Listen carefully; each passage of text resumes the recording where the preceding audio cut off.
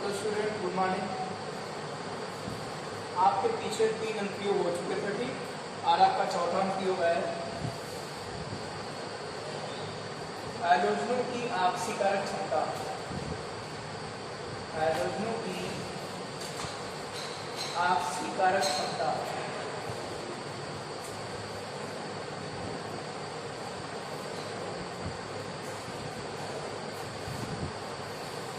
हाइड्रोजनों या लिख सकते हो अधातुओं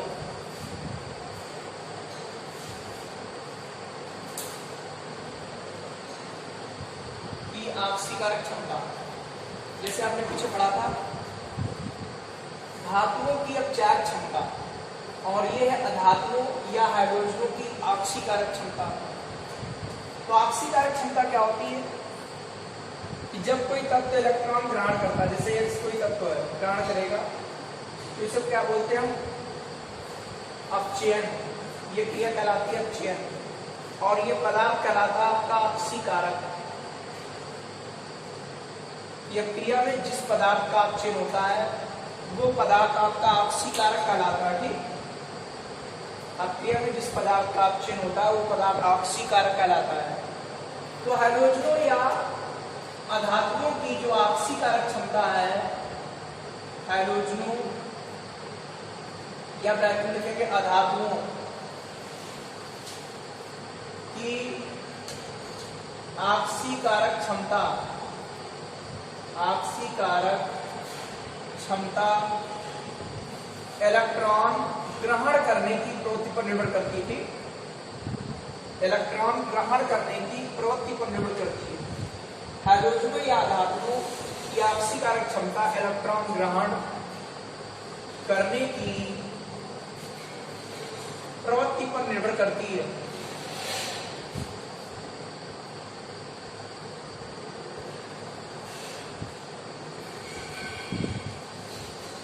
जिस हाइड्रोजन में या आधात में, जिस हाइड्रोजन में या आधात में इलेक्ट्रॉन ग्रहण करने की प्रवृत्ति, इलेक्ट्रॉन ग्रहण करने की प्रवृत्ति जितनी अधिक होगी, जितनी अधिक होगी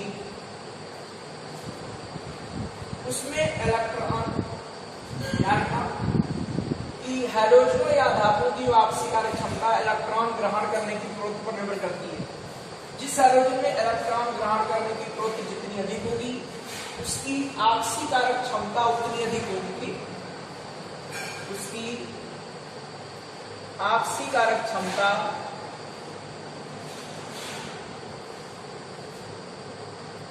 उतनी अधिक होगी।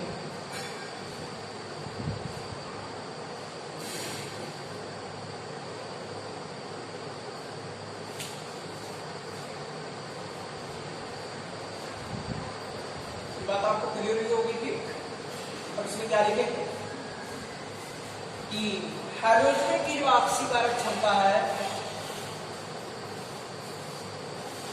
हाइड्रोजन की आपसी कारक क्षमता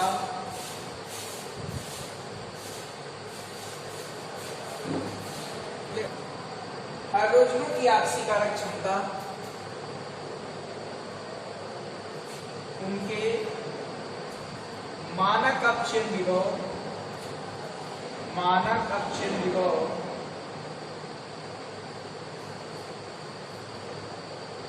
के धनात्मक मान में वृद्धि के साथ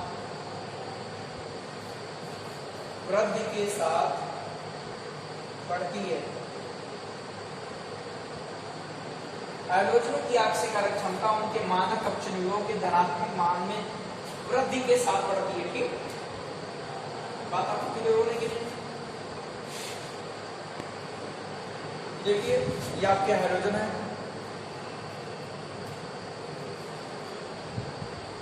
पढ़ा होगा आपने, फिर कल बारात आएगी Cl2 Br2 I2 की, इनके मानक अपचयन विभव मानक अपचयन विभव इसका +1.36 वोल्ट 1.06 सॉरी इसका आएगा 2.87 है। इनके मानक अपचयन वोल्ट लिखे आएंगे, परेशानी में आवश्यकता नहीं है। इसका 1.36 है, इसका है +1.06, इसका है +0.5 वोल्ट में है।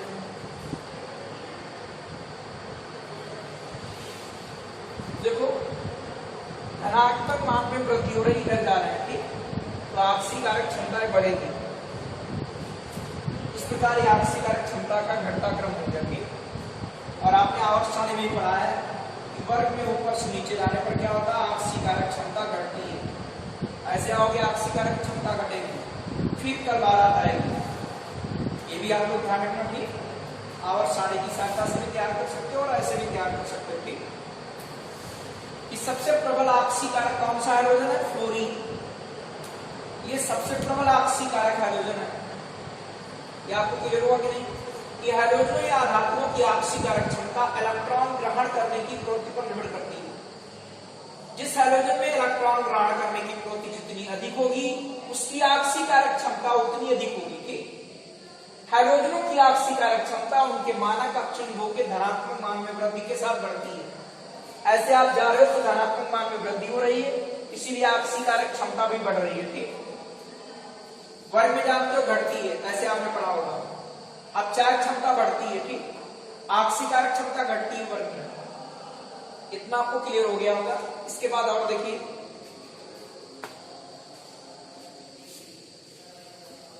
इसके बाद है कि एक प्रबल आपसी कारक हाइड्रोजन, एक प्रबल आपसी कारक हाइड्रोजन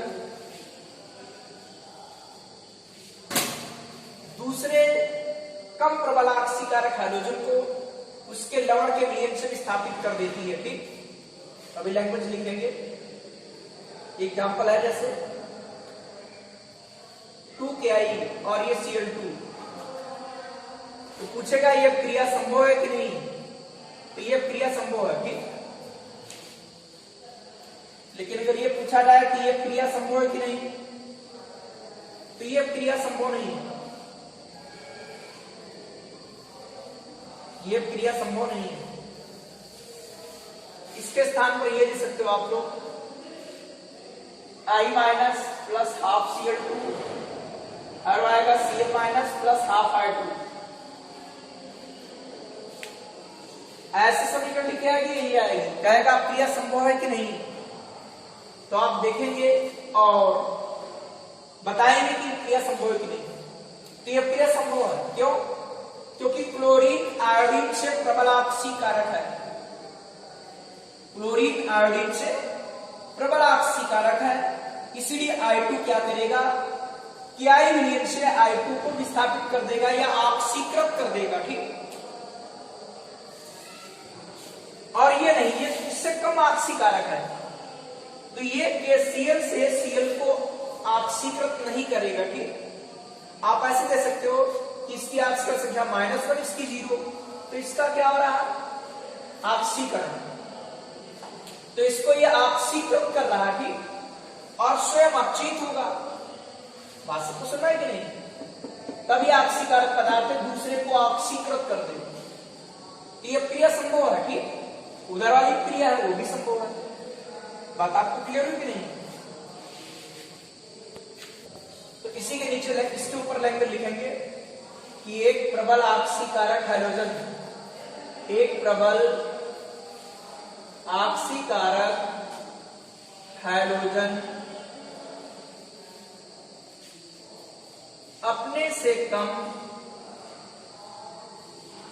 आपसी कारक हाइड्रोजन को आपसी कारक हाइड्रोजन को उसके लवण के विलयन से उसके लवण के विलयन से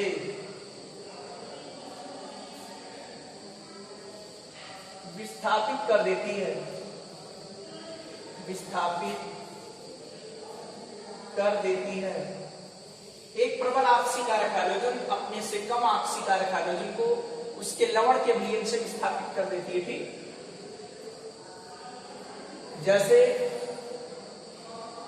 यहां पर थोड़ी लैंग्वेज लिख लेना, फिर समझ कर लिखना। जैसे क्लोरीन,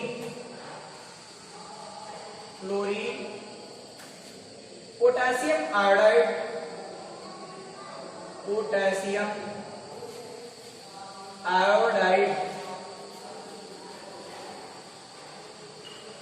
पोटेशियम आयोडाइड विलयन से,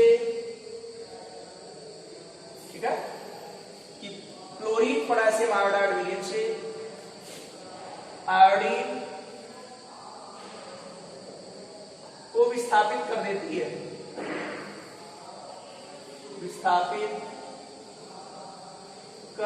है, ठीक, ये एग्जांपल हो जाएगा कि क्लोरीन पोटेशियम आयोडाइड विलयन से आयोडीन को विस्थापित कर देती है।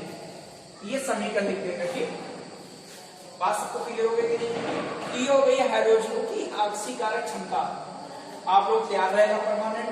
फिर कल बारात आएगी। ठीक, फिर कल बारात आएगी। यह आक्सीकारक क्षमता का घटता हुआ क्रम है। ठीक, सबसे प्रबल आक्सीकारक ये है और सबसे कम आक्सीकारक ये है। ठीक, पांचवा अनुप्रयोग है विस्थापन क्रियाओं में। ठीक, विस्थापन क्रियाओं में पहला है धातुओं का विस्थापन। तो इसमें क्या होगा कि विद्युत रासायनिक श्रेणी में, श्रेणी में ऊपर स्थित धातु,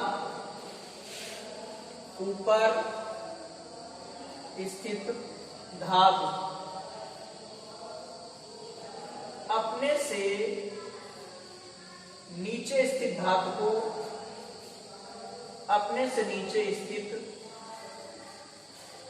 धातु को,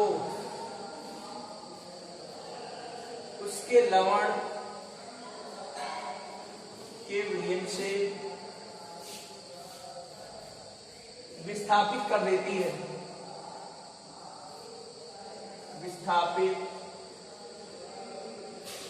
देती है। विद्युत रासायनिक श्रेणी में ऊपर स्थित धातु अपने से नीचे स्थित धातु को उसके लवण के विलयन से विस्थापित कर देती है। ठीक, बात सबको सुनाई गई? क्यों जानते हो कि विद्युत रासायनिक श्रेणी में ऊपर से नीचे आते हैं तो धातुओं की सक्रियता घटती है।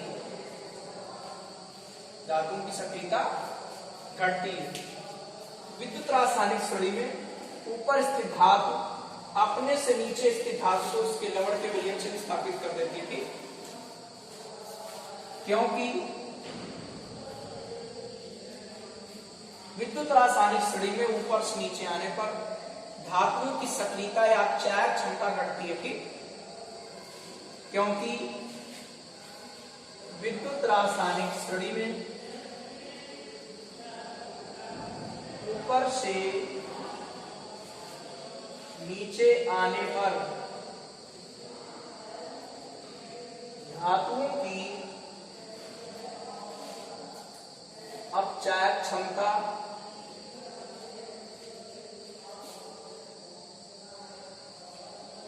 या सक्रियता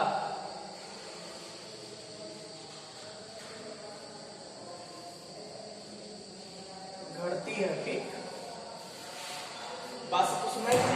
विद्युत रासायनिक श्रेणी में ऊपर स्थित धातु अपने से नीचे स्थित धातु को उसके लवण के विलयन से विस्थापित कर देती है, क्योंकि विद्युत रासायनिक श्रेणी में ऊपर से नीचे आने पर धातुओं की अपचायक क्षमता या सक्रियता घटती है।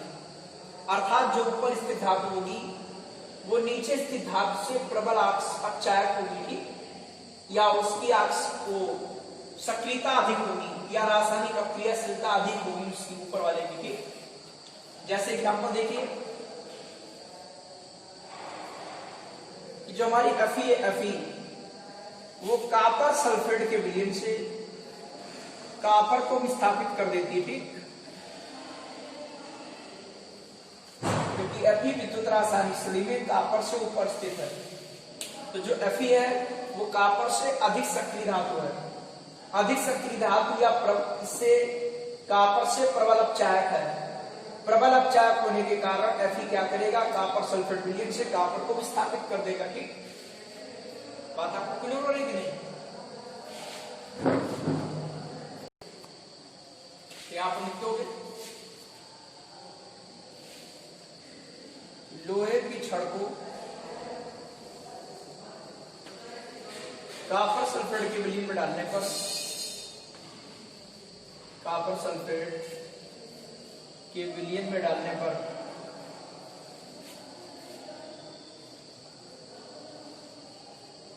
लोहे की छड़ को कॉपर सल्फेट के विलयन में डालने पर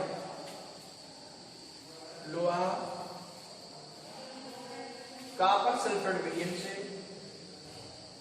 कॉपर सल्फेट विलयन से कॉपर को विस्थापित कर देता है।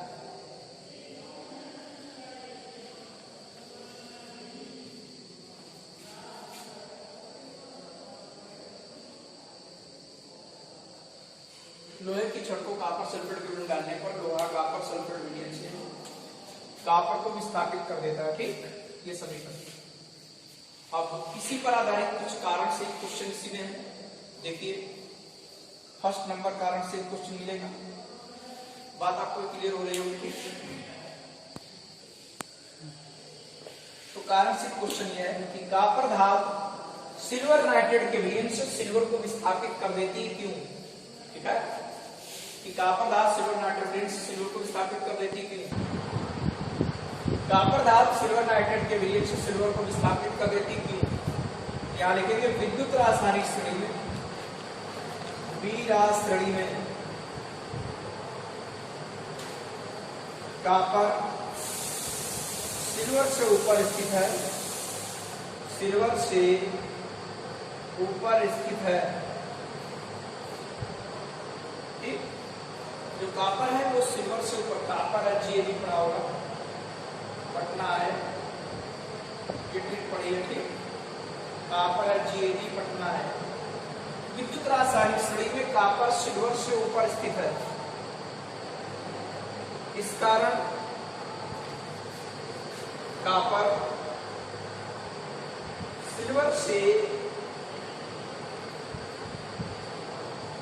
ठीक है, इस कारण कॉपर सिल्वर से अधिक अपचायक धातु है, अधिक अपचायक धातु है।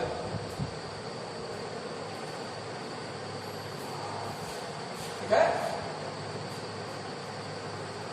कॉपर सिल्वर से अधिक अपचायक होने के कारण, अधिक अपचायक या सक्रिय बातें भी छिड़ी सकते हैं। यहां पर ऊपर लिखा था देखो, कॉपर सिल्वर से अधिक सक्रिय या अपचायक होने के कारण, ठीक,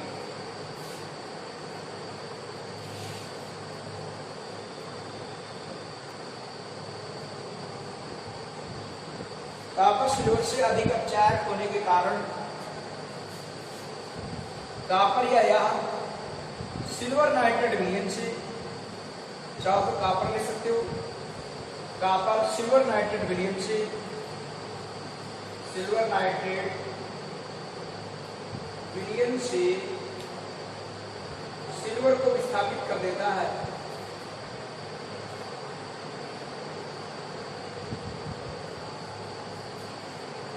सिल्वर को विस्थापित कर देती है, कॉपर धातु है ना, इसीलिए। ठीक, विद्युत रासायनिक श्रेणी में कॉपर सिल्वर से ऊपर स्थित है, इस कारण कॉपर सिल्वर से अधिक अपचायक धातु है। कॉपर सिल्वर से अधिक अपचायक होने के कारण कॉपर सिल्वर नाइट्रेट विलयन से सिल्वर को विस्थापित कर देती है। समीकरण इस तरीके से, कॉपर है, ये सिल्वर नाइट्रेट है, चाहो तो अवस्था लिख दीजिए कि कॉपर आपकी सॉलिड है और ये जली विलयन इसका की सिल्वर विस्थापित कर देगा, कॉपर नाइट्रेट बनाएगा। ठीक, CnO3 का होल ट्वाइस आपको 2 लगाना पड़ेगा, 2 Ag आपका निकल जाएगा। ठीक, ये सॉलिड है और ये आपका जली है, ये आप नीचे समीकरण दे सकते हो। ठीक, सेकेंड है विस्थापन क्रियाओं में धातुओं द्वारा हाइड्रो अम्लों से हाइड्रोजन का विस्थापन। ठीक, धातुओं द्वारा हाइड्रो अम्लों से हाइड्रोजन का विस्थापन। यहाँ पर लिखेंगे विद्युत रासायनिक श्रेणी में, वीरा श्रेणी में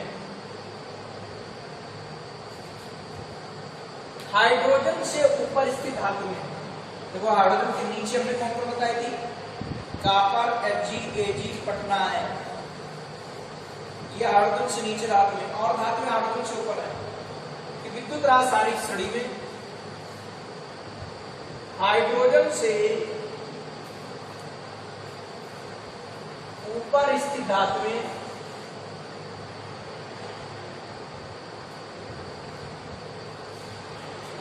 या ऊपर स्थित धातु में हाइड्रो अम्लों से हाइड्रोजन विस्थापित कर देती हैं, हाइड्रोजन विस्थापित कर देती हैं। विद्युत रासायनिक श्रेणी में हाइड्रोजन से ऊपर स्थित धातु में हाइड्रो अम्लों से हाइड्रोजन विस्थापित कर देती है, और हाइड्रोजन से नीचे स्थित धातु में हाइड्रोजन से नीचे स्थित धातु में हाइड्रो अम्लों से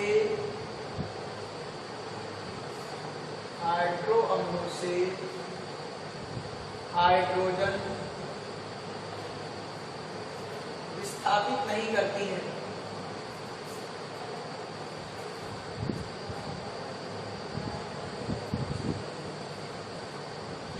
विद्युत रासायनिक श्रेणी में हाइड्रोजन से ऊपर स्थित धातु में हाइड्रो अम्लों से हाइड्रोजन विस्थापित कर देती हैं, और हाइड्रोजन से नीचे स्थित धातु में हाइड्रो अम्लों से हाइड्रोजन विस्थापित नहीं करती हैं। ठीक, अब इस तरह से एग्जाम्पल है, ये देखिए Fe आयरन है और ये सल्फ्यूरिक अम्ल है, इससे क्या करेगा, हाइड्रोजन को विस्थापित कर देगा। ठीक, ये आयरन है, सल्फ्यूरिक अम्ल से हाइड्रोजन को विस्थापित कर देता है। ठीक है, ये इसका एग्जाम्पल है। नीचे इसके कारण से क्वेश्चन बताएंगे ना, तो आपका कारण से क्वेश्चन है, क्या कारण है कि मैग्नीशियम व जिंक अम्लों से हाइड्रोजन विस्थापित करते हैं, जबकि कॉपर और सिल्वर धातु में ऐसा नहीं करती है। ठीक, देखो ये मैग्नीशियम है, ये जिंक है, हाइड्रो अम्ल कोई ले लीजिए,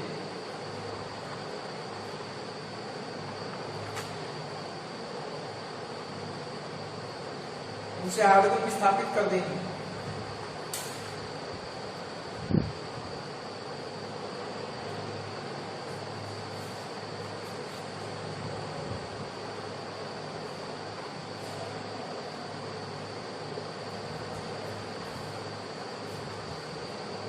क्या आंसर लिखते हैं,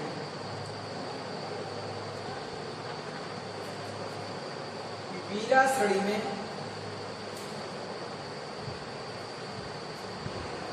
मैग्नीशियम व जिंक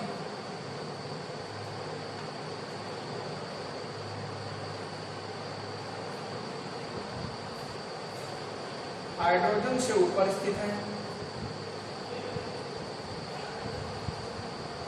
वीरा श्रेणी में मैग्नीशियम व जिंक हाइड्रोजन से ऊपर स्थित है। इस कारण मैग्नीशियम व जिंक अम्लों से हाइड्रोजन विस्थापित कर देती हैं।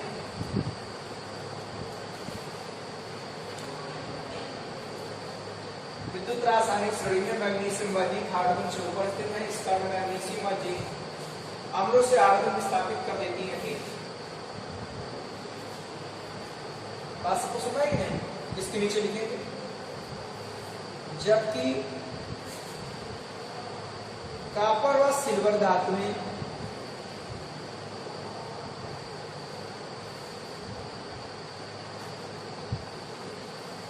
वीरा श्रेणी में जो हमने स्टडी बनवाई थी वो बुक के अकॉर्डिंग नहीं। कॉपर व सिल्वर धातु में बीरा स्टडी में हाइड्रोजन से नीचे स्थित है, चाहो तो नहीं सकते हो, हाइड्रोजन से नीचे स्थित धातु में ब्रैकेट में कॉपर Ag, Ag, Pt व Ag यहाँ पर लिख सकते हो, ठीक, इसके ब्रैकेट में। जबकि कॉपर व सिल्वर धातु में विद्युत रासायनिक श्रेणी में हाइड्रोजन से नीचे स्थित है, इस कारण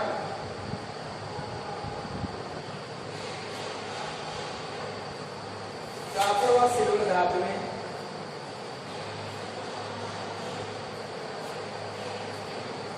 अम्लों से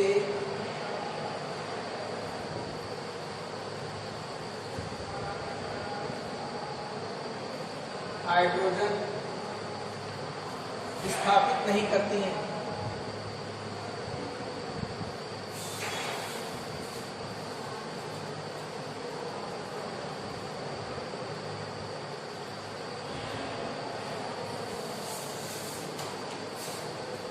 समीकरण लिख दें।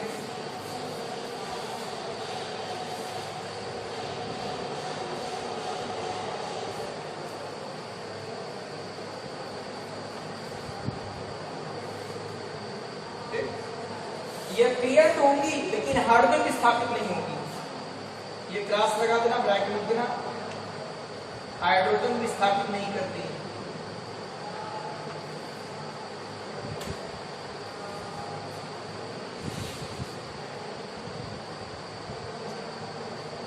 कोई चीज यहां भी लिख देना, ठीक, कारण से क्वेश्चन क्लियर हो गया होगा।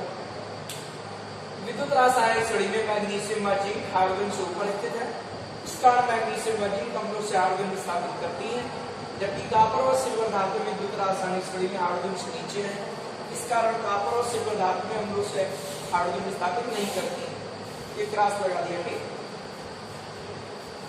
बात आपको समझ आ गई होगी।